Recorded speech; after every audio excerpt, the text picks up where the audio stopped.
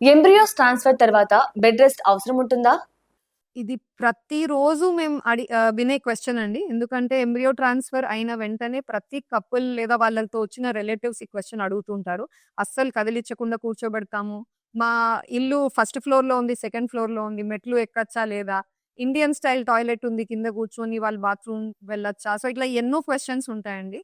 మేమైతే as doctors గాని, even theory మీరు ఎవరి వీడియోస్ చూసినా గూడా బెడ్ రెస్ట్ మేము అడ్వైస్ చెయ్యం.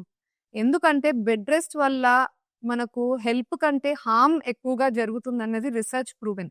ఏ ఎటు అర్ ఎటు పరంగా మనకి హార్మ్ జూస్తున్నామంటే ఫస్ట్ వచ్చేసి వాళ్ళు బెడ్ రెస్ట్‌లో ఉన్నప్పుడు వాళ్ళ మైండ్‌లో ఒకటే థాట్ రన్ అవుతా ఉంటుంది. మనకు జరిగిన ట్రాన్స్‌ఫర్ సక్సెస్ అవుతుందా లేదా అన్నది. దాంతో స్ట్రెస్ తప్ప వేరే ఏం రాదు పాజిటివ్‌గా.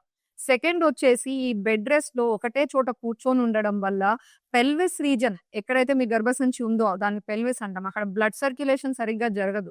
సో, మనం ఇచ్చే మెడిసిన్స్, మీరు తీసుకునే ఇంజెక్షన్స్ ఏవి గూడా సరిగ్గా మీ గర్భసంచి వరకు రీచ్ అవ్వవు. కరెక్ట్‌గా బ్లడ్ సప్లై లేవు అంటే.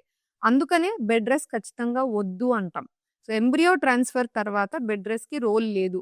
మీరు పక్కన రిలేటివ్స్ ఏమన్నారు, వాళ్ళేం జేశారు అవన్నీ మీరు పక్కన పెడితే, మీరు ఓన్లీ మీ డాక్టర్ కన్సల్టింగ్ ఫిజిషియన్‌తో మీరు మాట్లాడుకొని అది నిజంగా మీ స్పెషల్ కేస్‌లో ఏమన్నా అవసరమా ఉందా అన్నది మీరు తెలుసుకోవాలి.